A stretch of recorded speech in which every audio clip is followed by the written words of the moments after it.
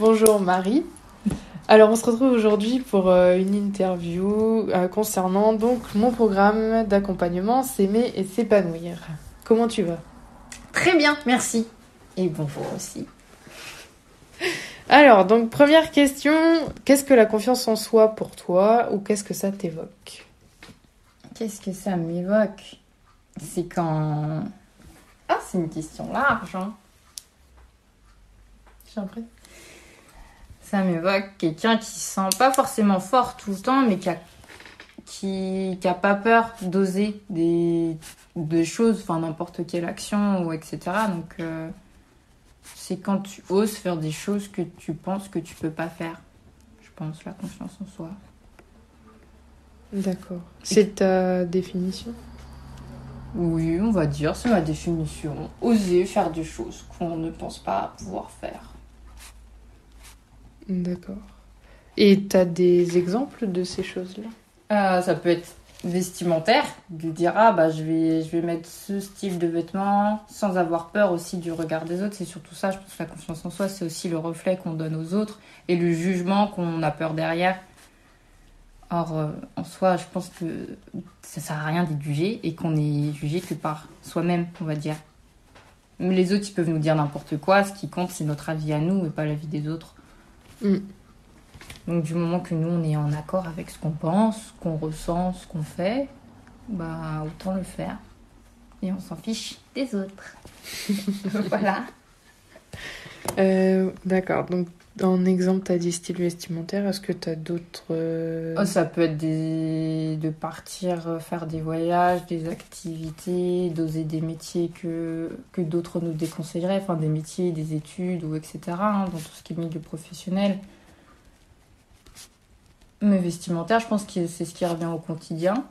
Enfin, en tout cas, moi, je sais qu'au début, c'était ce qui revenait plus au quotidien, c'était vestimentaire. Je m'habillais qu'en jean basket parce que certes, c'était très pratique, mais que j'avais pas confiance en moi pour porter d'autres vêtements. Et je me disais, oui, mais les gens, soit ils vont me regarder, soit ils vont critiquer, etc. Puis à un moment, j'ai fait, on s'en fiche, en fait. Faut que je fasse ce que je veux. Et si les autres me regardent, tant pis. Et que de toute façon, ils seront jamais contents ou jamais satisfaits. Et que c'est pas leur regard à eux qui compte, c'est le regard que moi je porte sur moi-même. Donc voilà.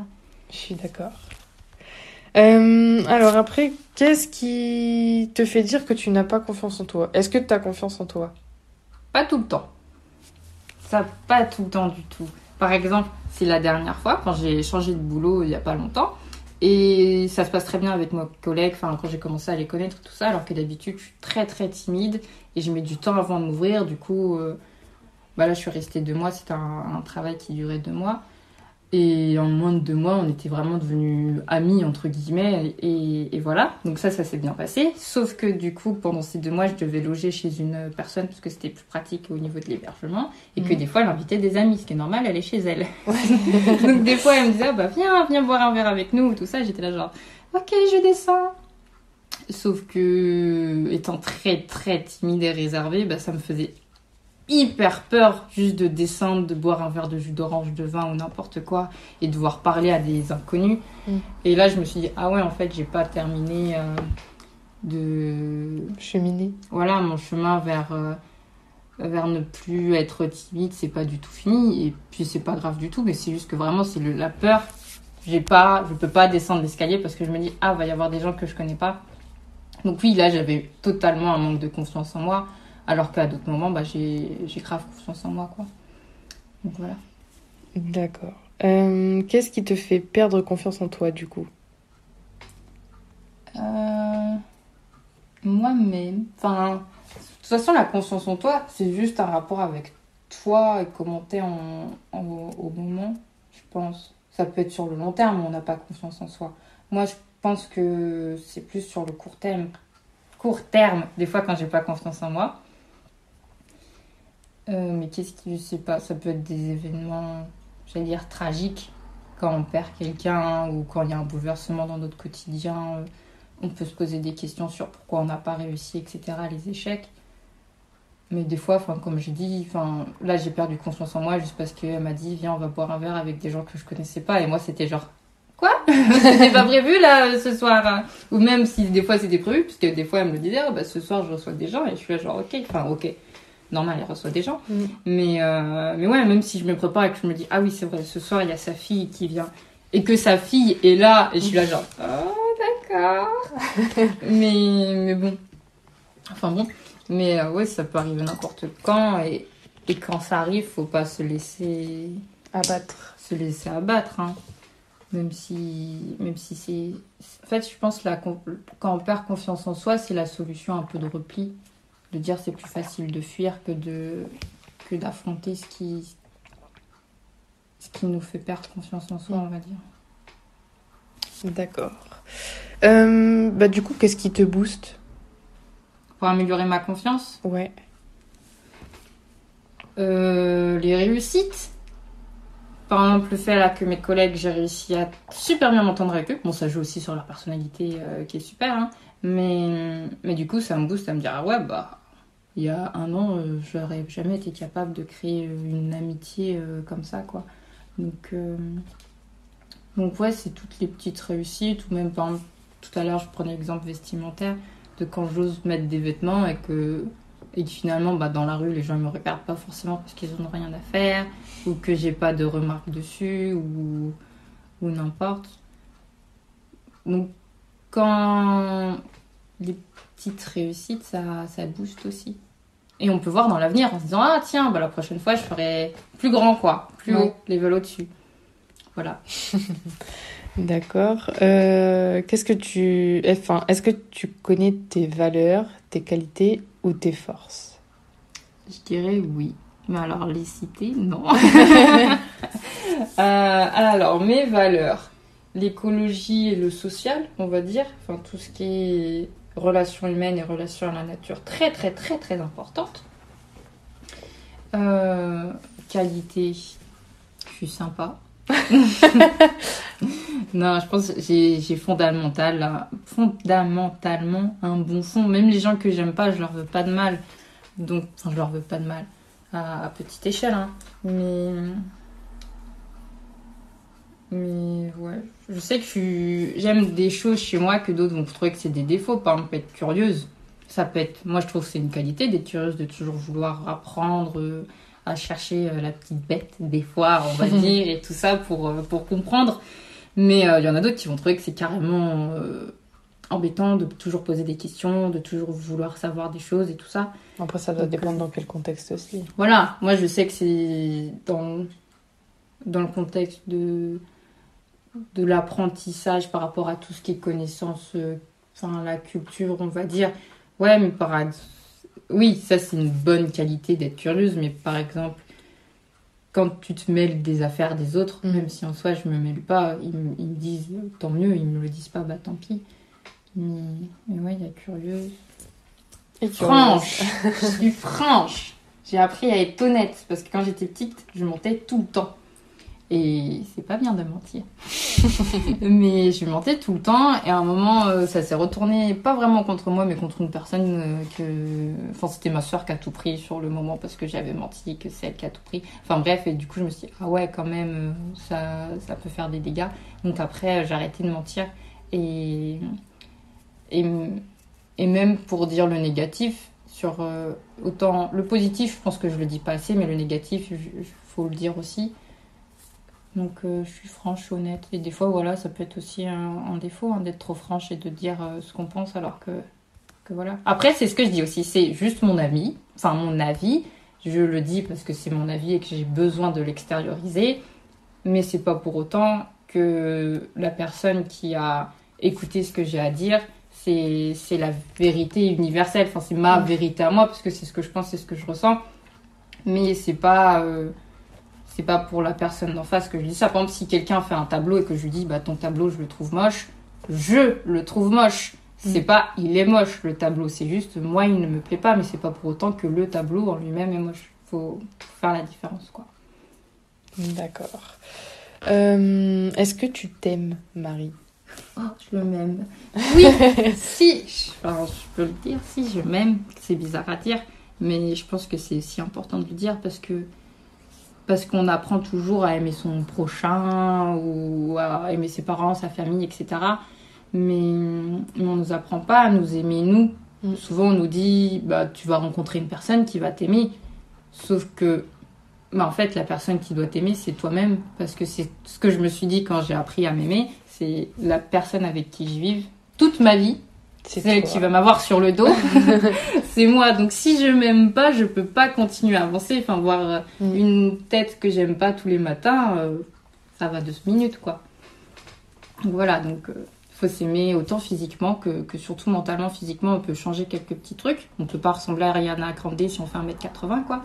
Mais mentalement et tout ça, ta personnalité, on peut essayer de changer les trucs qu'on n'aime pas. Ouais, il faut être son premier amoureux ou sa première amoureuse. Ouais, si, on peut dire ça comme ça. Sa première relation, c'est avec soi-même. Est-ce que tu te trouves belle ? Ça dépend des jours. Des jours, oui. Des jours, non. Et ça dépend si c'est belle physiquement ou si c'est belle mentalement aussi. Puisqu'il y a des jours... j'ai un caractère de merde et je sais que même moi je me supporte pas.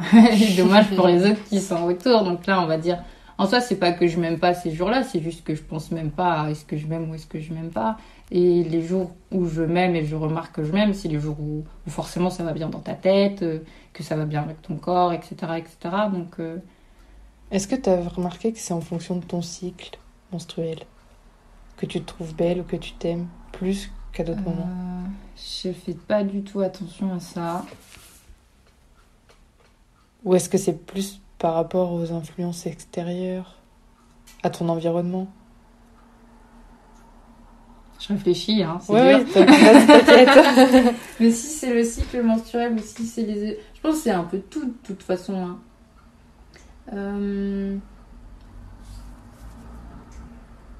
Mais je sais que... Juste avant, moi, d'avoir ma période, je suis très susceptible. On peut me froisser en 2 minutes. Vraiment, je vais réagir au quart de tour. Et juste là, quelques jours, la journée avant ma période, ou quand ça commence, je suis hyper émotive. Vraiment, je change d'avis tout le temps. Je peux me mettre à pleurer comme à rigoler dans la minute. Donc après, ça dépend aussi avec qui je suis à ce moment-là, puisque j'ai pas une vie très routinière du tout. Donc forcément, l'environnement aussi, ça doit y jouer. D'accord. Quelles sont tes peurs ou tes freins ou tes blocages qui t'empêchent de faire ce que tu aimes? Financièrement, je pense, déjà ça joue. Parce que partir à l'autre bout du monde, certes, on peut le faire juste avec un sac à dos et tout ça, mais après, il faut avoir l'audace de le faire. Donc, c'était quoi la question? Quelles sont tes peurs, freins ou blocages qui t'empêchent de faire ce que tu aimes? Mes peurs. On va faire dans l'ordre mes peurs.